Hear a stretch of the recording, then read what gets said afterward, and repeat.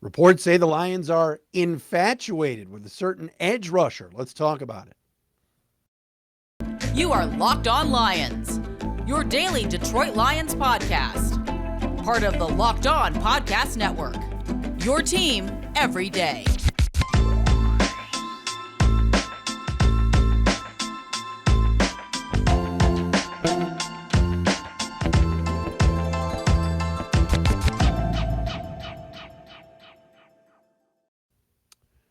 Here we go, everybody. Matt Dery with you. It is Locked On Lions on the Locked On Podcast Network on this Thursday, April 13th through Friday, April 14th. Thanks for making us your first listen, checking us out wherever you get your podcasts, but most importantly, watching us and subscribing on the Locked On Lions YouTube channel. Busy show today.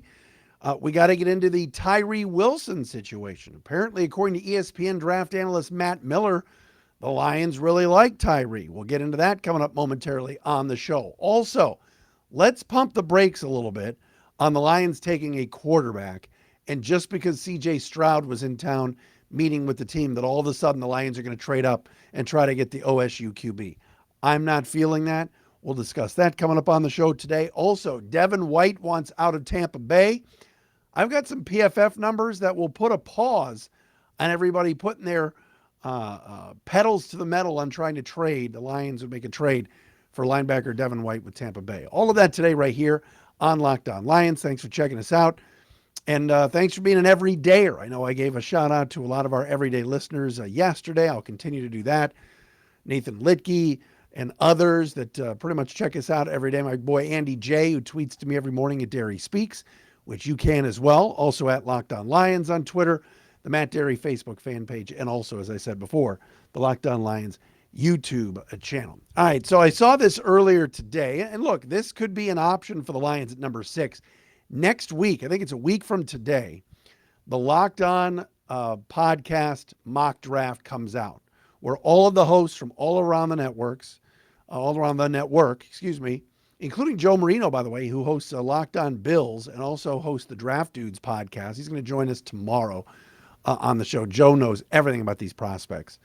Check out Draft Dudes right here on the Locked On Podcast Network. But all of the hosts went through the mock draft, did our mock draft. We recorded it last week, and it will be out, I believe, next week, a week from today.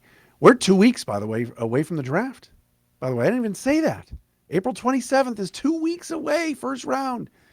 But you're going to be very intrigued by where I go at 6:18. And I'll just leave it at that. There might be some surprises. But many mock drafts have the Lions having a major interest in a Tyree Wilson. Oh, by the way, Locked On Lions today brought to you by FanDuel Sportsbook, official sportsbook of the NFL. Make every moment more. Visit FanDuel.com/LockedOn today to get started. My apologies on that. Matt Miller of ESPN and many other people believe that there's a good chance that the Lions could draft Tyree Wilson, the edge rusher out of Texas Tech, with the number 6 overall pick. Today, in Miller's piece at ESPN.com, he writes about all of the teams and some buzz that he's hearing. And he writes about the Lions. Quote, "I've heard they really like Tyree Wilson, Texas Tech, and have a high grade on him. The Lions have spent considerable time and resources meeting with and working out pass rushers this offseason, and they will be seeking more help on defense right out of the gate in round 1. End quote. That again is from Matt Miller at ESPN. Again, Jeff Risdon, our buddy from the Lions Wire, who does a fantastic job, and we've had JR on the show many times. Jeff has said it, and he stuck to it, that he doesn't think the Lions are going to be drafting edge rushers at any point in the draft, maybe later in the draft. But when you've got Charles Harris coming back, Romeo Okwara, Julian Okwara, James Houston, Aiden Hutchinson, John Kaminsky, Josh Paschal can play inside and outside. Jeff thinks they've got enough there. And he doesn't think the Lions would go there with the number 6 pick. Wilson, prototypical body for the NFL. 6'5", 271 pounds, long arms, good speed, can get around the edge. But the big question with him was, how come his numbers in college weren't through the roof mind-blowing? 14 sacks in his 2 seasons at Texas Tech. There's also been some questions about injuries with Tyree Wilson and how healthy he's going to be coming into next season. But regardless, Matt Miller says the Lions are all over him, excited about him, and like I said, have a high grade on Tyree Wilson. If the Lions were to take Wilson at number 6, I really wouldn't have an argument with it. Would I go crazy when I do my show next Thursday night after the draft? Would I get excited? I don't know how excited I would get. We could all watch the tape. We could all go to YouTube and check things out on Tyree Wilson. I didn't watch a ton of Texas Tech football this year. I think he's really athletic, and I think Brad Holmes may just go with the best player available, and if that's the guy that they like, you plug him in, all right? Yes, Harris is back, and Okwara's brother, and James Houston, and Hutchinson, and Kaminsky. They've got plenty of people to rush the passer, but I think Brad Holmes wants to build a defense that's going to be ferocious and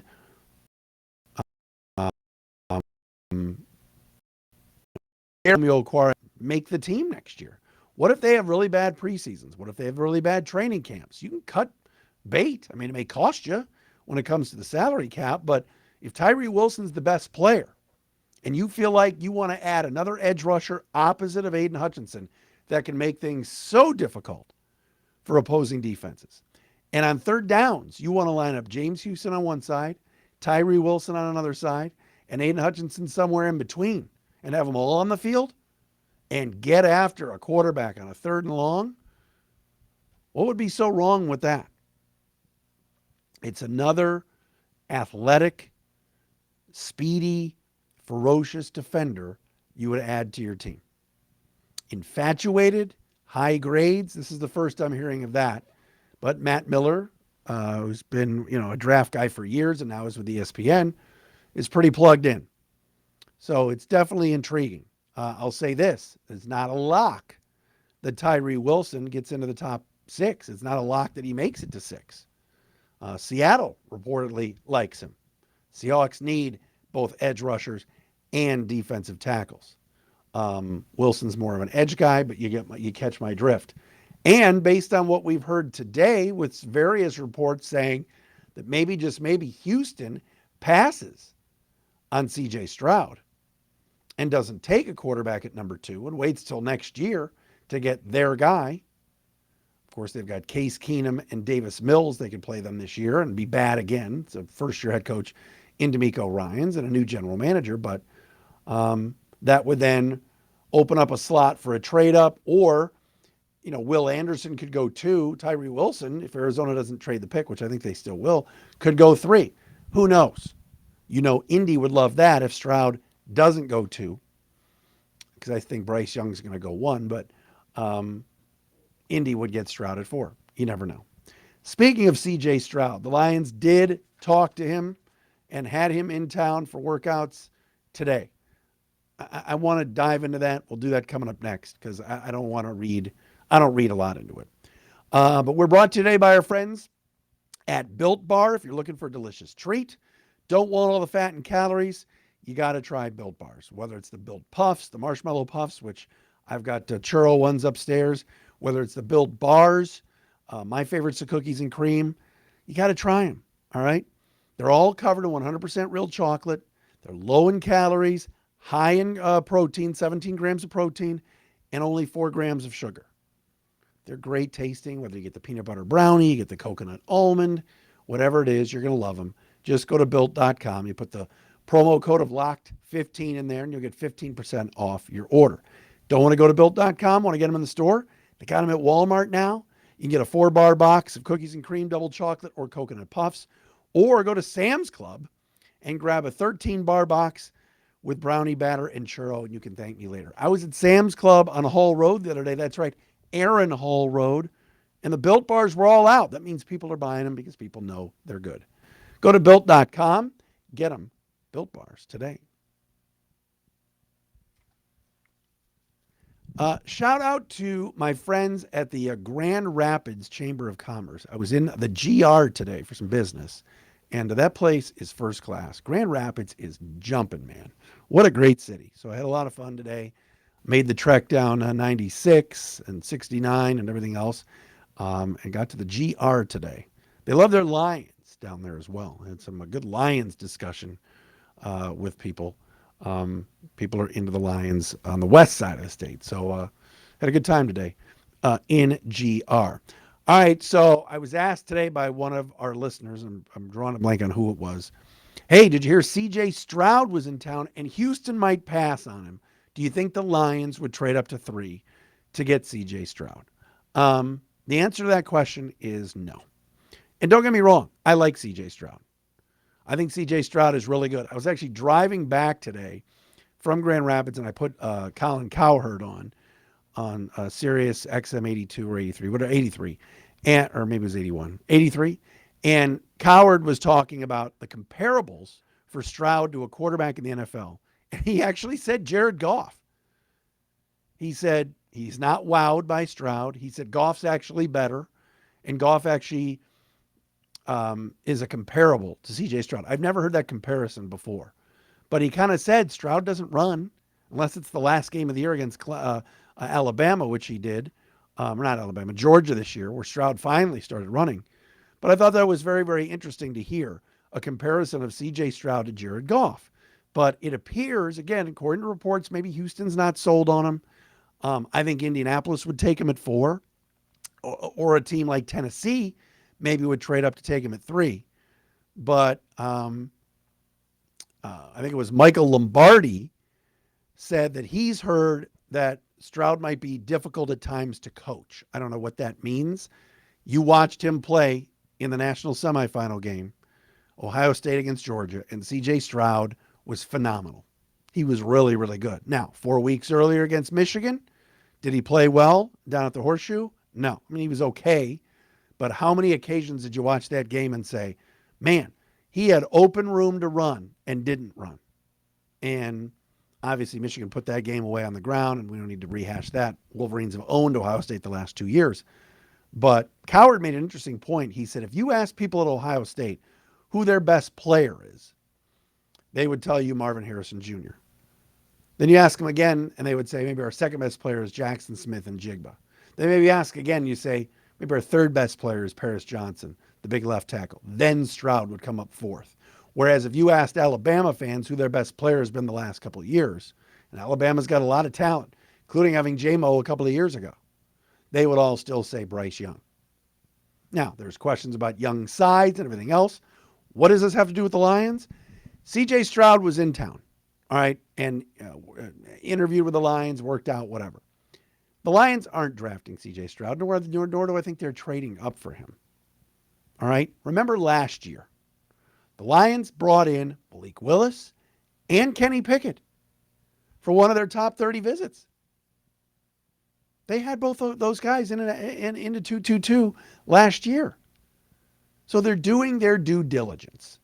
I don't see them taking Stroud in this draft, nor do I see them taking a quarterback in the first round. I said it the other day. I could see them taking Hendon Hooker in the second round, or trading up to get him and stashing him away. That I could see. But taking somebody that high in the draft, I don't see it. I don't see it. All right? But I understand. You see it on social media. You see the reports. Stroud's in town. Lions have one of their 30 visits with Stroud. Oh my gosh. Are they taking a quarterback? And I also understand there are still people nationally that bring this up all the time. Love to see the Lions take Anthony Richardson. Love to see Detroit. Could Anthony Richardson drop to the Lions at 6? The Lions are all set at quarterback. They're not set at backup quarterback. That's where a guy like Hooker could come in down the road, or the kid from Stanford, McKee, or Aiden O'Connell, or Teddy Bridgewater. Right? The Lions have made a contract offer reportedly to Bridgewater. But C.J. Stroud, just because he's in town, Hendon Hooker, I could see as more of a realistic possibility because you could get him later on. Stroud's not going to lead the top 5. I don't think. But I don't see that as being a fit here in Detroit. All right, another player I don't see being a fit here is Devin White. And trust me when I tell you there was no bigger Devin White fan than me 3 years ago. We'll do that next. Locked On Lions, Locked On Podcast Network, your team every day. We are with you every day. Joe Marino from the Draft Dudes, right here on the Locked On Podcast Network. Joe knows everything. He's awesome. Also hosts Locked On Bills. Is going to join us tomorrow on the show. All right, so Devin White has put it out on Twitter. He wants out of Tampa Bay. The former Pro Bowl linebacker has asked for a trade from the Buccaneers. It appears he wants to go to Philadelphia. Philadelphia, shake him up. But Devin White wants out. And immediately, what do we immediately hear here in Detroit from some Lions fans? Well, Lions could use a linebacker that can run all over the field. Trade for him. Lions got extra draft capital. Of course, the extra first rounder, the extra second rounder this year. Let's go get Devin White out of LSU. Devin White is a good football player. Devin White this year was horrible. If you watched Tampa Bay play, and they were on a ton in primetime, Devin White was lousy this season. He could not cover out of the backfield. He made mistakes. Yes, he can get to the quarterback. But I don't know what happened to him this year, but he was not good. Not good. On a defense down in Tampa that obviously their offense failed them all season, and they, Leftwich and the Tom Brady, and that did not work, all right, this season. But for some odd reason, Devin White really struggled. Now, I looked this up from our friends at Pro Football Focus. How bad did Devin White struggle? Yes, he's a former Pro Bowl linebacker. I've seen that numerous times now. Devin White's PFF score was 43.7. 43.7. That's god-awful. His coverage grade was in the 30s. All right, bad. For comparison, Malcolm Rodriguez of your Detroit Lions, PFF score was 62. 19 points higher than Devin White. And 62 is not that good. Like, it's good. It's fine. But are we, yes, Devin White for years was, the first, 2 years of his career in Tampa Bay, he was great. But I think he wants assurances from the Bucs. They're going to pick up his fifth-year option. They haven't done it yet. He was bad last year, and he graded out poorly. And now he's asking for a trade. The Lions also have, would I take Devin White in the Lions? Yes. Am I trading for him, though? No. You got Rodrigo, who you want to learn more about, and who had a really good rookie year. Tailed off a little bit at the end of the year. You just gave Alex Anzalone, Gaines media poster boy and defensive captain, a 3-year contract extension. You also have Derek Barnes, whom one of your higher-ups in your front office, Chris Spielman, loves, and is still a young football player that's developing, and a lot of times last year on third downs was on the field in coverage for your defense. Where's Devin White going to play? Are you all of a sudden going to, and you're only playing 2 linebackers in this defense, 4-2-5. We know that. This is not a 3-linebacker system here. Last year, safeties all over the field. C.J. Moore was on the field. Deshaun Elliott was on the field. Kirby Joseph was on the field. Now you've got Chauncey Gardner-Johnson in that amoeba hybrid role. You've got Mosley. You've got Sutton. Don't forget about, he's gone. Jerry Jacobs. So you've got safeties. They want to play Melifonwu a little bit. And Joseph and Tracy Walker.